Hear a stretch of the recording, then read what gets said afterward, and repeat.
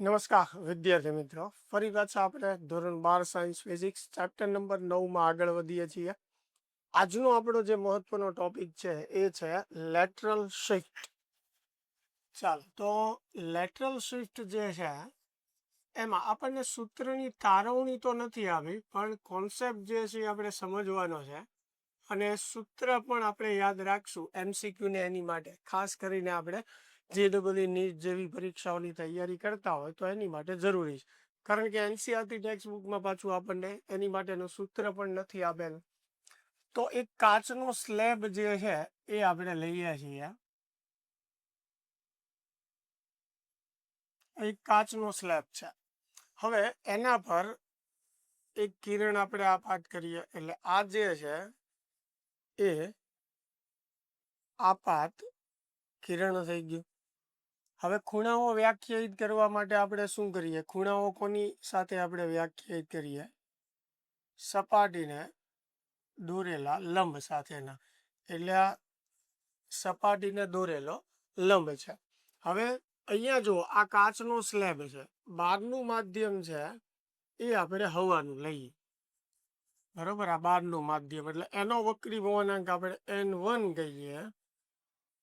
તો આ કાચનો સ્લેબ જે છે એ એની સાપેક્ષે ઘટ માધ્યમ થયું અને એના વક્રી ભવનાંકને આપણે N2 કહી દઈએ. તો પાતળા માધ્યમમાંથી કિરણ ઘટ માધ્યમમાં જાય એટલે લંબ તરફ વળે, એટલે અહીંયાથી આવી રીતે વક્રી ભવન પામશે. તો આ જે છે એ વક્રીભૂત કિરણ છે. હવે આપાત કિરણનો લંબ સાથે જે ખૂણો બને એને આપણે કહીએ આપાત કોણ. તો આ પહેલી સપાટી પર અહીંયાથી કિરણ આપાત થયું અને અહીંયાથી વક્રી ભવન પામ્યું, એટલે આ પહેલી સપાટી માટે આપાત કોણ થયો, જેને આપણે I1 જે છે એ કહી દઈએ. સમજાય છે? આ આપણું આપાત કિરણ, આ સપાટીને દોરેલો લંબ, આ પહેલી સપાટી પર કિરણ જે છે એ આપાત થયેલું છે, એટલે પહેલી સપાટી માટેનો આપાત કોણ I1. હવે જે છે અહીંયાથી કિરણ વક્રી ભવન પામ્યું, વક્રીભૂત કિરણનો લંબ સાથેનો ખૂણો એટલે વક્રીભૂત કોણ થાય. તો પહેલી સપાટી માટે જે છે એને આપણે R1 કહી દઈએ. એટલે પહેલી સપાટી માટે આ વક્રીભૂત કોણ થયો.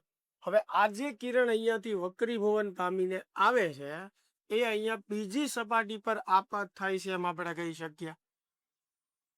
અહીંયા બીજી સપાટી પર આપાત થાય છે એવું આપણે કહી શકીએ. તો બીજી સપાટી માટે આ જે કિરણ છે એ આપાત કિરણ થયું. બરોબર છે. હવે એના ખૂણાઓ પણ આપણે જે છે એ બતાવી દઈએ. તો હવે કિરણ જો ઘટ માધ્યમમાંથી ક્યાં જાય છે? પાતળા માધ્યમ.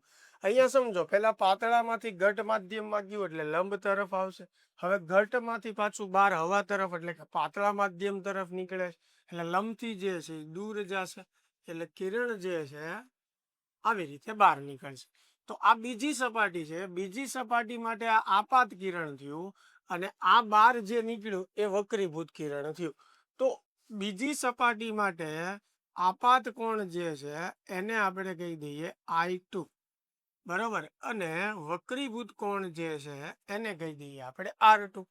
સમજાણું? આ પ્રથમ સપાટી માટે, આ બીજી સપાટી માટે. બરોબર, ચાલ. હવે જે છે, જો આપણે કિરણની મૂળ દિશા જોવા જઈએ તો એ આ હતી. જો કાચનો સ્લેબ જે છે એ વચ્ચે ન હોત તો કિરણ આવી રીતે સીધે સીધું પસાર થઈ જાત. એટલે આ જે છે એ આપાત કિરણની મૂળ દિશા છે. પણ કાચના સ્લેબના લીધે કિરણનું બે વાર વક્રીભવન થાય છે અને કિરણ અહીંયા બહાર નીકળે છે. એટલે કે એના મૂળ માર્ગ પરથી કિરણ જે છે એ આટલું ખસી ગયેલું છે. બરોબર, આટલું રેખીય અંતર જે છે એ ખસી ગયેલું છે. તો આ જે ખસી ગયેલું અંતર છે એને કહેવાય લેટરલ શિફ્ટ. શું કહેવાય એને? લેટરલ શિફ્ટ કહેવાય. આ જે એનું રેખીય સ્થાનાંતર થયું કે ભાઈ મૂળ દિશા આ હતી પણ વચ્ચે સ્લેબ મૂકવાથી કિરણ અહીંયા બહાર નીકળશે, એટલે આ એનું સ્થાનાંતર થયું. એ સ્થાનાંતરને કહેવાય લેટરલ શિફ્ટ, જેને આપણે X વડે દર્શાવશું. હવે અહીંયા અમુક વાત સમજી લ્યો. આ જે છે ઝેડ બને. જો યુગ્મ ગોળ, એટલે R1 અને I2 જે છે એ બે સમાન થાય, બરોબર. એટલે I2 જે છે એને હું R1 જે છે એ કહીશું. ક્લિયર થાય છે? ચાલ, હવે સમજો આની માટેનું જે સૂત્ર છે એ મેળવવા માટે આપણે આકૃતિ જે છે ને એને કંઈક અલગ રીતે જે છે યાદ રાખીશું. હવે ટેક્સ્ટબુકમાં આ આકૃતિ આપણને સમજાવ્યું, એટલે સૌપ્રથમ જે છે એ આકૃતિ મેં તમને દોરાવી. હવે કિરણ આ સપાટી પર આપાત થાય છે, આ સપાટીમાંથી નિર્ગમન પામે છે, તો એ બે સપાટી વચ્ચેનું જે અંતર છે એને આપણે કહેશું ટી, અને ટી એટલે સ્લેબની જાડાઈ થઈ, બરોબર છે. હવે એને સમજવા માટે આપણે આવી આકૃતિ ધ્યાનમાં લેવાની છે. અહીંયાથી કિરણ જે છે એ આપણે આપાત કરીએ, આ આપાત કિરણ થયું, બરોબર. આ સપાટીને અહીંયા લંબ દર્શાવીએ, આ સપાટીને દોરેલો લંબ છે. ત્યાંથી કિરણ વક્રીભવન પામીને બીજી સપાટી પર આપાત થશે, એટલે આ વક્રીભૂત કિરણ થયું. આ જે છે એ આપણી માટે શું છે? વક્રીભૂત કિરણ છે. તો આપાત કિરણનો લંબ સાથેનો જે ખૂણો બને છે એને આપણે કહેશું આય, આપાત કોણ, બરોબર. વક્રીભૂત કિરણનો લંબ સાથેનો જે ખૂણો બને છે એને આપણે કહેશું આ વક્રીભૂત કોણ. હવે આ કિરણ બીજી સપાટી પર અહીંયા આપાત થયું, તો અહીંયા પણ ખૂણાઓ દર્શાવવા માટે આપણે સપાટીને લંબ દોરીએ. આ સપાટીને દોરેલો લંબ છે, તો આ ખૂણો R છે, તો આ ખૂણો પણ કેટલો થશે? R. અને ત્યાંથી આ કિરણ જે છે એ બહારની બાજુ વક્રીભવન પામશે, એટલે અહીંયા બહાર નીકળતું આ જે કિરણ છે એ આપણી માટે નિર્ગમન કિરણ છે. તો આવી રીતે યાદ રાખો, આપાત કિરણ, વક્રીભૂત કિરણ અને નિર્ગમન કિરણ, બરોબર. આ આપાત કિરણ જે છે એની મૂળ દિશા હતી. હવે મૂળ દિશા અને કિરણની જે વાસ્તવિક દિશા છે એની વચ્ચેનું જે રેખીય અંતર છે એને કહેવાય લેટરલ શિફ્ટ કહેવાય, બરોબર. તો જરૂર આપણે સૂત્રમાં પડશે I અને R ની, એટલે અહીંયા મેં ખૂણો ક્યાંય દર્શાવ્યો નથી, ખાલી આપણે I અને R ની જરૂર છે. આ સૂત્ર આપણે તારવી પણ શકીએ આકૃતિ પરથી, પણ એનસીઆરટીમાં આપણને તારવણી નથી આવી, એટલે તારવણીમાં આપણે પડતા નથી. MCQ ગણવા માટેનું સૂત્ર જ ઇનફ છે. તો આ જે છે આપણી લેટરલ શિફ્ટ છે. હવે એ મેળવવું હોય તો એનું સૂત્ર છે લેટરલ શિફ્ટ x બરાબર t into sign I minus R એના છેદમાં cos R. એટલે આ લેટરલ શિફ્ટ જે છે એનું સૂત્ર છે. હવે ટી જે છે એ મેં તમને કીધું આપાત કિરણની જે સપાટી છે અને નિર્ગમન કિરણની જે સપાટી છે એની વચ્ચેની સ્લેબની લંબાઈ અથવા જાડાઈ છે, બરોબર છે. એટલે જાડાઈ કઈ લેવાની છે? તો કે જે બે સપાટી વચ્ચે કિરણ આપાત થાય છે અને નિર્ગમન પામે છે એ બે સપાટી વચ્ચેનું અંતર, એટલે એ સ્લેબની જાડાઈ છે. સમજો કોઈ કેસમાં આપણને આવી રીતે આપેલું હોય, આ સ્લેબ છે આપણો, અહીંયાથી કિરણ જે છે આપાત થાય, આપાત કિરણ થયું, ત્યાંથી વક્રીભવન પામી આ બીજી સપાટી પર આવશે અને ત્યાંથી પાછું બહારની તરફ નિર્ગમન પામશે. તો અહીંયા જે છે સપાટીએ આપણે લંબ દોરીએ, તો આ આપાત કોણ થયો I, આ વક્રીભૂત કોણ R, આ ખૂણો પણ R જેટલો જ થશે.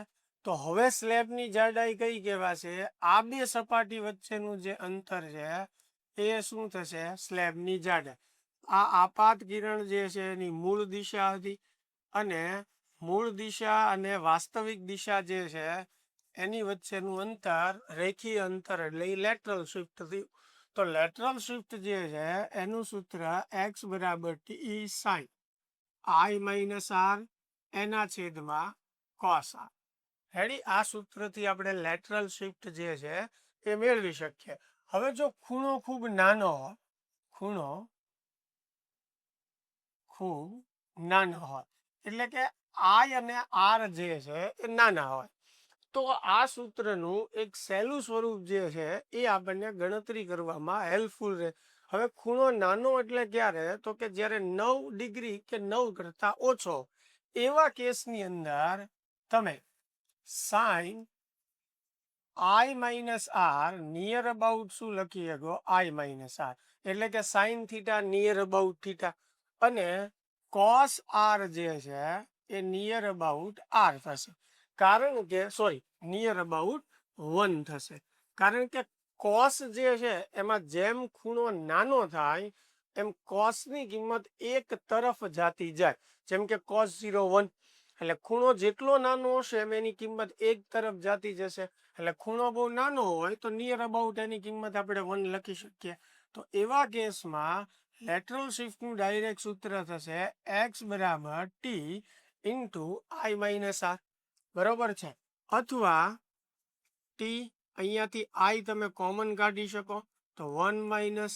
આર અપોન આઈ આમ પણ તમે આને લખી શકો છો જરૂરી નથી કે આ સૂત્ર તમારે યાદ રાખવું મિત્રો કારણ કે આ સૂત્ર ઉપરથી કોઈ પણ કેસ તમને આપ્યો હશે લેટરલ શિફ્ટ મળી જ જશે ખાલી 2-3 સ્ટેપ વધારે થશે બરોબર એટલે એવું જરૂરી નથી કે ફરજિયાત આ ટૂંકું સૂત્ર આપણે યાદ રાખવું પણ જો તમને યાદ રહી જાય તો જ્યારે આવો કેસ હોય ત્યારે સરળતાથી પ્રશ્ન સોલ્વ થઈ જાય 2-3 સ્ટેપ ઓછા થાય સમય બચે એટલા માટે તમે એને યાદ રાખી શકો છો સ્નેલનો નિયમ જે છે એ આપણી પાસે છે n1/n2 is equal to sine R ના છેદમાં સાઇન આર બરોબર તો અહીંયા પણ ખૂણો નાનો હોય તો સાઇન આર ની જગ્યાએ આર સાઇન આઈ ની જગ્યાએ આઈ તો આર અપોન આઈ એટલે શું લખીએ કાંઈ n1/n2 તો આ જે સૂત્ર છે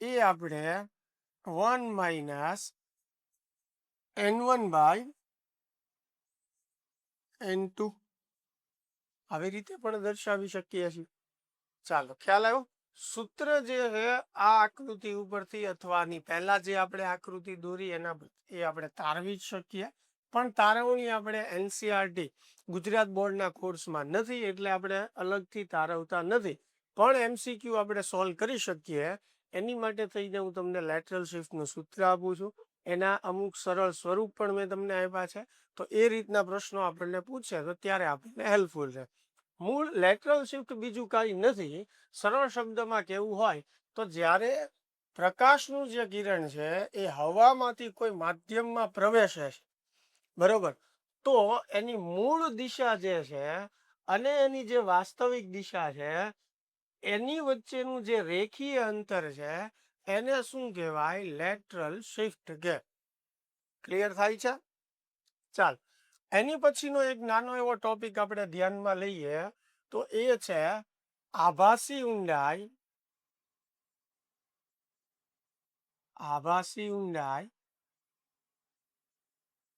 અને સાચી ઊંડાઈ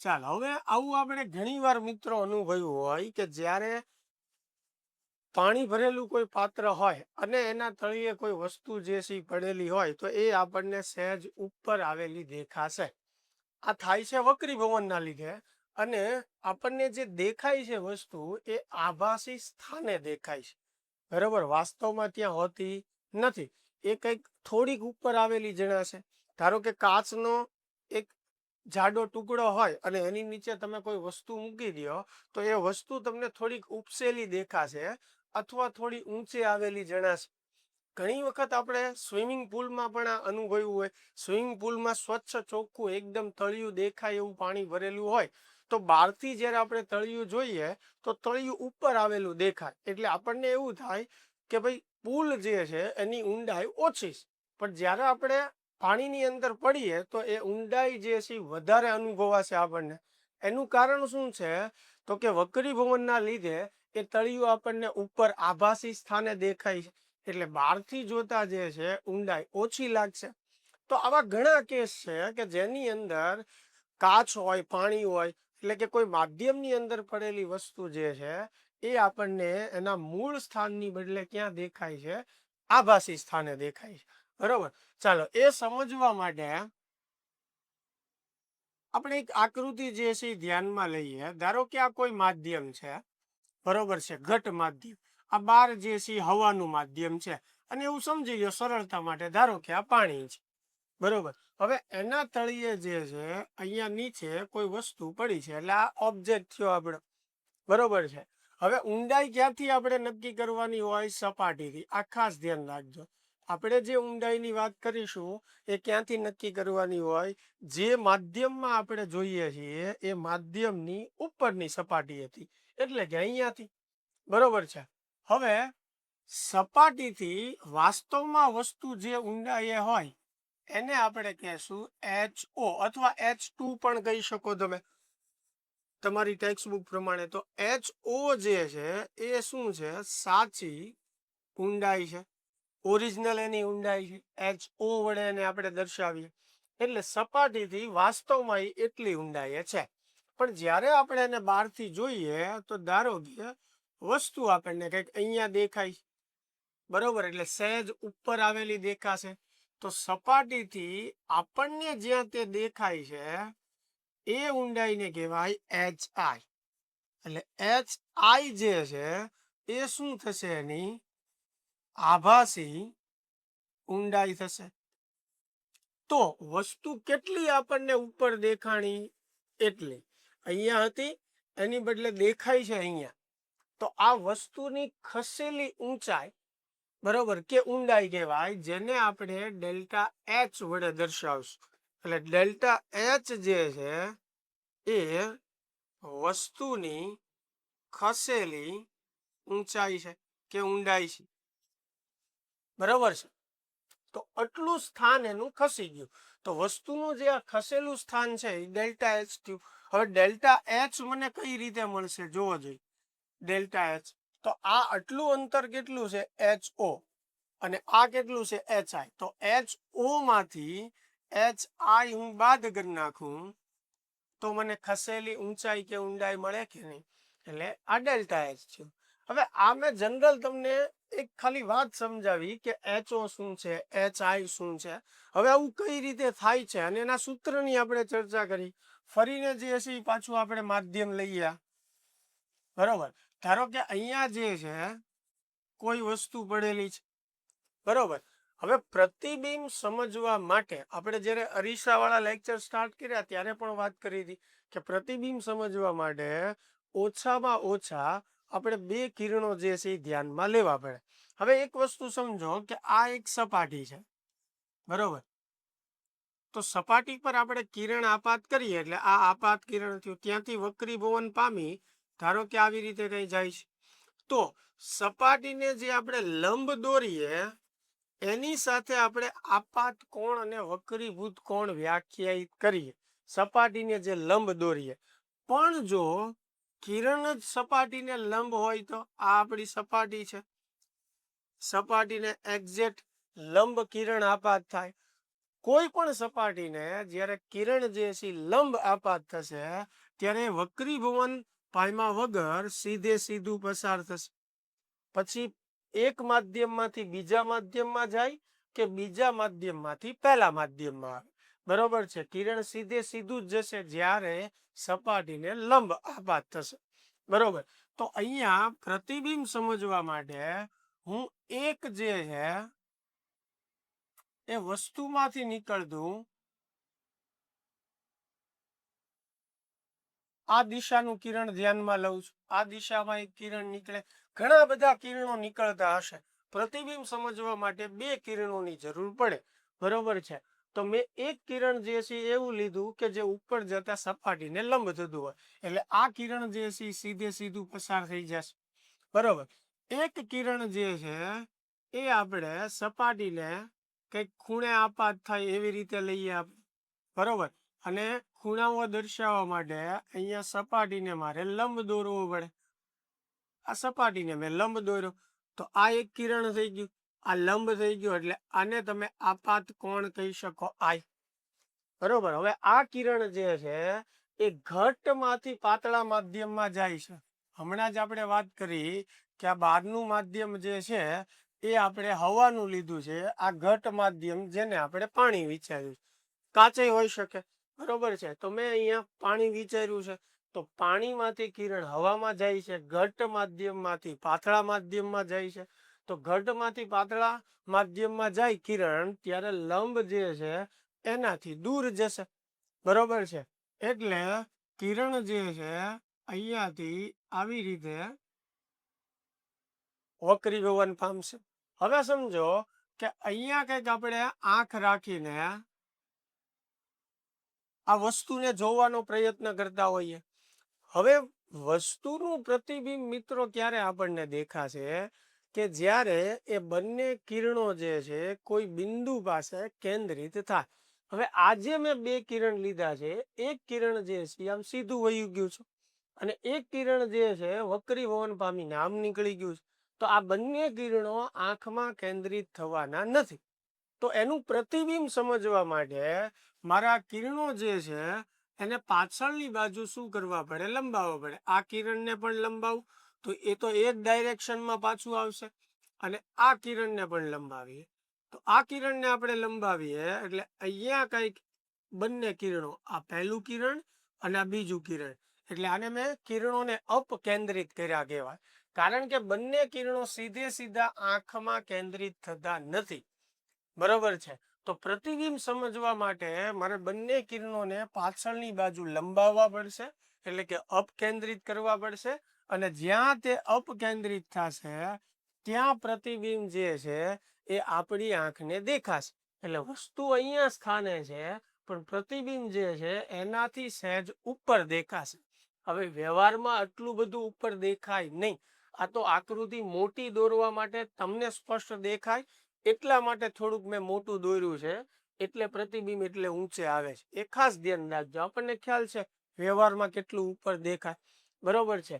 તો અહીંયા વસ્તુ પડી છે, આ જે છે એ આપણી આભાસી ઊંડાઈ, સોરી સાચી ઊંડાઈ થઈ ગઈ HO. આ જે છે એ આપણી આભાસી ઊંડાઈ થઈ ગઈ HI અને આ જે આટલું અંતર છે ડેલ્ટા H, એ જે છે વસ્તુનું ખસેલું સ્થાન થઈ ગયું. ખ્યાલ આવે છે? હવે સમજો ઘણા એવું વિચારે કે સાહેબ આ કિરણ લીધું એની બદલે બીજું જ આવું કિરણ લઈએ તો લઈ શકાય, બરોબર. ધારો કે અહીંયા એકદમ નજીક જે છે એ બીજું આપણે કિરણ લઈએ, આ આપાત કિરણ, બરોબર. ત્યાંથી એ વક્રીભવન પામીને આમ જશે, બરોબર. તો આ કિરણો નહીં લંબાવશો એટલે આમ પાછળની બાજુ જ્યાં ભેગા થશે ત્યાં જ પ્રતિબિંબ મળશે. કારણ કે ધારો કે તમે આ કિરણ ધ્યાનમાં લીધું નથી, આ બે આપાત કિરણ ધ્યાનમાં લીધા, તો આ બંને કિરણો જે છે વક્રીભવન પામીને બહારની તરફ આપણી આંખ પર કેન્દ્રિત થશે નહીં. એનું પ્રતિબિંબ સમજવા માટે બંનેને તમારે પાછળની બાજુ ભેગા કરવા પડશે, લંબાવવા પડશે, અપકેન્દ્રિત કરવા પડશે. એટલે આપણી આંખને જે પ્રતિબિંબ દેખાશે એ અહીંયા દેખાશે, બરોબર. એટલે વસ્તુના સ્થાનની બદલે કંઈક અલગ સ્થાને ઉપર આવેલું દેખાશે, જે આપણી આભાસી ઊંડાઈ થઈ, બરોબર. અને એને દર્શાવતું સૂત્ર છે HI ના છેદમાં HO બરાબર N1/N2. HI અને HO જે છે એની વાત આપણે 2-3 વાર કરી કે HI શું છે, HO શું છે. તમે H1 અને H2 પણ કહી શકો છો. હવે N1 અને N2 જે છે ઘણા જે છે એવી રીતે યાદ રાખતા હોય, પાતળું માધ્યમ, ઘટ માધ્યમ. મેં ચેપ્ટરની શરૂઆતમાં જ તમને સ્નેલનો નિયમ ભણાવ્યો ત્યારે પણ તમને કીધું હતું કે આપણે હંમેશા N1 અને N2 કઈ રીતે યાદ રાખવાનું છે. જેમ કે અહીંયા આપણે ઓબ્ઝર્વેશન જે છે એ આપણે અહીંયા બહારથી કરીએ છીએ, એટલે આ અવલોકન કરતા છે. તો મેં તમને શીખવાડ્યું હતું કે આપણે હંમેશા અવલોકન કરતાના આધારે N1 અને N2 નક્કી કરવાનું. જેમ કે આપણે અહીંયાથી જોઈએ છીએ તો આ માધ્યમ જે છે એ હવાનું છે, એટલે કિરણ હવામાંથી નીકળી અને પાણીમાં જશે ત્યારે પ્રતિબિંબ આપણને અહીંયા દેખાશે. એટલે અવલોકન કરતા જે માધ્યમમાં હોય એના વક્રીભવનાંકને N1 કહેવાનું, બરોબર. અથવા પ્રકાશનું કિરણ જ્યાંથી સૌપ્રથમ નીકળે છે એ માધ્યમના વક્રીભવનાંકને આપણે શું કહેવાનું? N1. અને સામેનું જે માધ્યમ હવે વધ્યું એને શું કહેવાનું છે? N2. ક્લિયર થાય છે આ વાત? દાખલા તરીકે અહીંયા આપણને અવલોકન કરતા, ધારો કે અહીંયા કોઈ માછલી આપી દીધી છે અને બહાર કોઈ વ્યક્તિ ઊભો છે, તો માછલી જે છે એ આ વ્યક્તિનું અવલોકન કરે છે એવું આપણને કહેવામાં આવ્યું હોય તો માછલીને પણ આ વ્યક્તિ આભાસી સ્થાને દેખાશે, એના મૂળ સ્થાને દેખાશે નહીં વક્રીભવનના લીધે. તો હવે માછલી જ્યારે આ વ્યક્તિને જોવે છે તો માછલી અવલોકન કરતા છે એટલે પહેલું કિરણ અહીંયાથી નીકળશે અને વક્રીભવન પામી સામેના માધ્યમમાં જશે. તો માછલી જે માધ્યમમાં છે એના વક્રીભવનાંકને આપણે શું કહેવાનું? N1 કહેવાનું. અને સામેનું જે માધ્યમ છે એના વક્રીભવનાંકને શું કહેવાનું? N2. એટલે N1 અને N2 આ સમગ્ર ચેપ્ટરમાં આપણે આવી જ રીતે યાદ રાખવાના છે દરેક સૂત્રમાં. એટલે ક્યારેય તમારે આમાં ભૂલ જ નહીં પડે. બરોબર. એક તો અવલોકન કરતાના આધારે વિચારો, અથવા એવું વિચારો પ્રકાશનું કિરણ ક્યાંથી આવે છે, એટલે કે આપાત કિરણ જે માધ્યમમાં હોય એનો વક્રીભવનાંક એટલે N1. બરોબર છે. તો સામેનું જે માધ્યમ વધ્યું કે જેમાં કિરણ વક્રીભવન પામીને પ્રવેશે છે એનો વક્રીભવનાંક N2. ક્લિયર થાય છે? તો આવી જ રીતે જે છે એ આપણે યાદ રાખવાનું છે. અને પ્રશ્નો ગણવા માટે આ સૂત્ર જે છે ખૂબ મહત્વનું છે. બરોબર છે. ચાલો આમાં એક બે નાના ફોર્મ્યુલા આપણે બીજા પણ જોઈ લઈએ. એની પછી HI જો મારે મેળવવું હોય તો HI બરાબર સૂત્ર શું થશે? N1 ના છેદમાં N2 Na ગુણ્યા HO. HO જે છે ગુણ્યાકારમાં આવી જશે. હવે જો N1 બરાબર 1 એટલે કે N1 હવાનું માધ્યમ હોય. બરોબર છે. અને N2 જે છે એને આપણે કહી દઈએ N. બરોબર છે. તો એવા કેસમાં સૂત્ર શું બનશે? HI બરાબર N1 1 લઈ લઈએ તો સીધું સૂત્ર આવશે HO ના છેદમાં N. તો ડાયરેક્ટ આનાથી આપણને HI જ્યારે હવાનું માધ્યમ હોય ત્યારે, બાકી બે અલગ અલગ માધ્યમ હોય તો મૂળ સૂત્ર ઉપર આપણે જવાનું રહે. હવે જો આમાં ડેલ્ટા H આપણે મેળવવું હોય તો ડેલ્ટા H એટલે HO માઇનસ HI થશે. હવે HO જે છે એઝ ઇટ ઇઝ, HI નું જે સૂત્ર છે N1 ના છેદમાં N2 ઇન્ટુ HO. તો HO જે છે એ તમે કોમન કાઢી લે. તો HO કોમન કાઢી લ્યો તો 1 માઇનસ N1 બાય N2. તો આ ડાયરેક્ટ ડેલ્ટા H નું સૂત્ર થઈ ગયું, જો યાદ રહે તો. બાકી સમજી નહીં કરી શકાય. બરોબર. આમાં પણ હવાનું માધ્યમ હોય તો N1 મૂકી દો, N2 ની જગ્યાએ N, તો 1 માઇનસ 1/N થઈ જશે. એવી રીતે એમાં પણ યાદ રાખી શકાય. ઘણી વખત આપણને આવી રીતે પણ પ્રશ્નો અલગ અલગ, બહારનું માધ્યમ જે છે હવાનું જ હોય પણ એક પાત્રની અંદર જુદો જુદો વક્રીભવનાંક ધરાવતા 3 માધ્યમો આપેલા હોય. બરોબર. આ H1 સ્તંભ હોય, આ H2 હોય અને આ H3. એટલે કે આ H1 ઊંડાઈનું છે, આ H2 છે, આ H3 છે. એટલે એકબીજામાં ભળે નહીં એવા 3 માધ્યમો આપણને આપ્યા છે જે એક પાત્રમાં ભરેલા છે. આનો વક્રીભવનાંક N1, આનો N2, આનો N3. અને એની સાચી જે ઊંડાઈ છે એ પણ આપણને આપી છે H1, H2 અને H3. હવે આ કેસમાં આપણને એમ કહે કે ભાઈ તળિયે કોઈ વસ્તુ રહેલી છે, તો બહારથી જોતા આ વસ્તુ નું આભાસી સ્થાન જે છે એ કેટલું હશે? હવે સમજો, આવા અલગ અલગ 3 માધ્યમ આપ્યા હોય તો તમારે આભાસી સ્થાન જે છે એ પહેલા માધ્યમના લીધે મેળવવું હોય, HI1 આપણે કહીએ તો આ જ સૂત્ર પ્રમાણે 12 માધ્યમ હવાનું છે તો H1 ના છેદમાં N1 આમ થશે. પહેલા માધ્યમના લીધે આભાસી ઊંડાઈ. બરોબર છે. સેમ એવી રીતે બીજા માધ્યમના લીધે H2 ના છેદમાં N2, ત્રીજા માધ્યમના લીધે H3 ના છેદમાં N3. હવે આ સ્વતંત્ર એક એક માધ્યમના લીધે જે દેખાય છે એ. હવે ટોટલ આપણે આભાસી ઊંડાઈ એની જોતી હોય તો આ ત્રણેયનો આપણે શું કરી નાખવો પડે? સરવાળો. કે ભાઈ પહેલા માધ્યમના લીધે આટલી આભાસી ઊંડાઈ દેખાશે, બીજાના લીધે આટલી, ત્રીજાના લીધે, તો ટોટલ 3 ના લીધે કેટલી? તો કે ત્રણેયનો આપણે શું કરવાનો? સરવાળો. બરોબર છે. હવે આમાં પણ આપણે ડેલ્ટા એચ જે છે ઈ જોતું હોય તો આ ટોટલ જે ઊંડાઈ છે એમાંથી તમારે એચ આઈ જે છે એ બાદ કરી નાખવાનું. ક્લિયર થાય છે? તો મિત્રો આ બંને કોન્સેપ્ટ આપણને જે આપેલા છે બરોબર છે, એમાં સૂત્રની તારવણી નથી આપેલી. પછી લેટરલ શિફ્ટ હોય કે સાચી ઊંડાઈ અને આભાસી ઊંડાઈનો કોન્સેપ્ટ, બરોબર, એમાં ખાલી આપણને સૂત્ર આપેલા છે. એમાં પણ મેં કીધું લેટરલ શિફ્ટમાં તો સૂત્ર પણ નથી આવ્યું. ખાલી લેટરલ શિફ્ટ કોને કહેવાય એ સમજણ આપી છે, છતાં આપણે એમાં સૂત્ર જોયું જ છે. આમાં આપણને સૂત્ર જે છે એ આપેલું છે પણ તારવણી નથી આપી. બરોબર છે, એટલે બંને પ્રશ્નોમાં તારવણીની ચિંતા આપણે કરવાની નથી. સૂત્રો આપણે યાદ રાખવાના છે એમસીક્યુ અને પ્રશ્નો જે છે એ સોલ્વ કરવા માટે. બરોબર. હવે કોઈ પણ વસ્તુ તમને સૌથી વધારે ઊંચાઈએ ક્યારે દેખાય? જ્યારે તમે સપાટીને એક્ઝેક્ટ લંબ જોતા હો. બરોબર. દાખલા તરીકે આ આપણું માધ્યમ છે, અહીંયા કોઈ નીચે જે છે વસ્તુ પડેલી છે.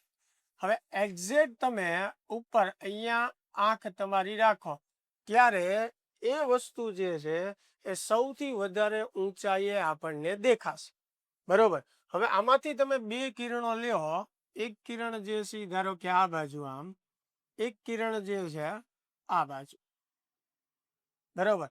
તો આ કિરણ જે છે વક્રીભવન પામીને આમ જતું રહેશે. સેમ એવી રીતે આ કિરણ વક્રીભવન પામીને આમ જતું રહેશે.